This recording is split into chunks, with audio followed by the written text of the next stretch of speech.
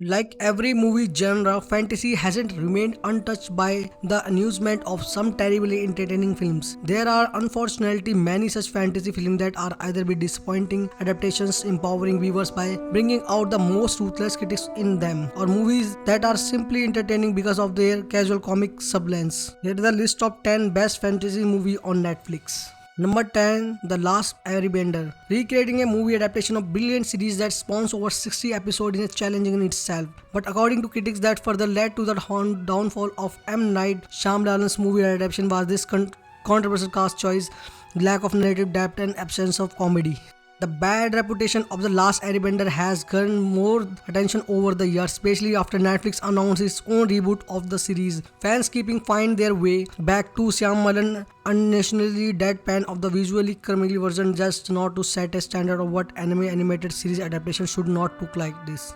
Number 9, Jupiter Ascending. The star cast of Jupiter Ascending, which includes Channing Tatum, Mila Kunis and Eddie Redmayne, is enough to lure most viewers into watching it. Coupled with the direction vision of the Wachowskis, the film comes with the promise of being a worthwhile space opera. Unfortunately, other than being riddled with several watchmaking trademarks, Jupiter Ascending comes nowhere close to being as good as their other science fiction epics.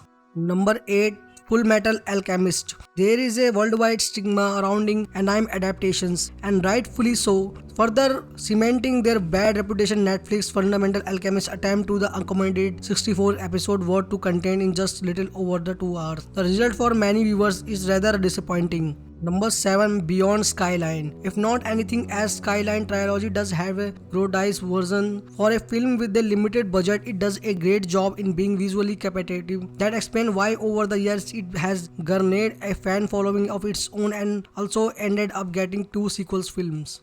Beyond Skyline, the second film in the trilogy, begins with the cliffhanger of the first film, promising some epic battle scenes, but based on critical opinion, it gets weighed down by its archetype, science fiction theme and offbeat plot points, ultimately losing momentum along the way.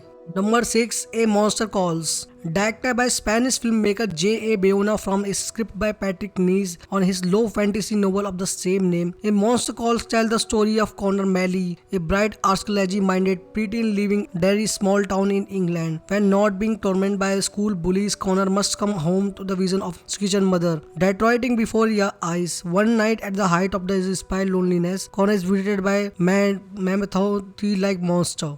A Monster Call is a more than just a cinematic version of the Catholic Scream, rather a film that holds your hand while never sugarcoating the difficult ideas at its core.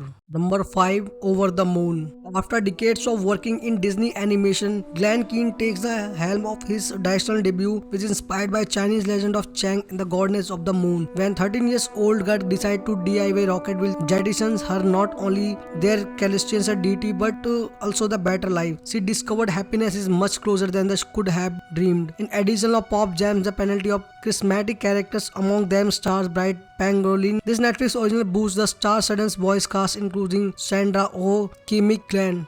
Number 4, Vampire vs. the Bronx.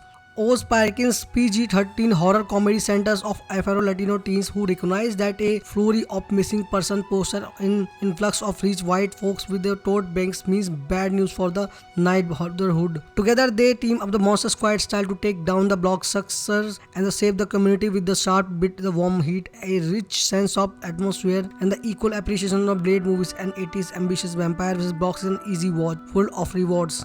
Number 3, The Old Guard. One of the first series big budget action film, The Old Guard, seen Charlie's Nice throne lead band of immortal fighters. Old Guard brings a sharp edge on rating of the glossy and blood-stained superhero standard. The sprawling and graphic fight scenes hit hard, but the incredible ensemble, which includes Matthias Cornelis, Marwan Kenzai, Luca Merlin and Chiwetel Ejiofor, hits harder. Number 2, Dracula Untold 2014. Dracula Untold is a creative origin story for one of the most iconic gothic figure of the all vampire lore. Set in 1462, Dracula Untold reveals how when the son of the Prince Vlad is drafted by the Turk Sultan to an unjust war, Vlad makes a deal with Master Vampire to save his family or his kingdom, turning him into Dracula. Director Gary Shore allows Dracula Untold is more than just a monster movie, weaving in a fusion tale alongside an epic war drama and short fighting, surely increasing the gore and bloodshed expectation in the vampire flick. Number 1, Vampire Academy. Before Julie Plagg, a Peacock series, a film adaptation of Vampire Academy was brought to the big screen by Mark Water, starring Zoe Deutch and Lucifer as the best friend from the opposite side of the pro-wild track, building on the rich, complex mythology laid out in the Rachel Madd's novels. The Vampire Academy dives into the class system of vampire tradition of Moroi, peaceful vampires who discreetly live within our world, protected by half vampire guardians of the Celt Dampier. The Vampire Academy plays Deutch and Fry at the front as they train to take their place in society while battling for the love, friendship, and against the bloodthirsty immortal vampire enemies.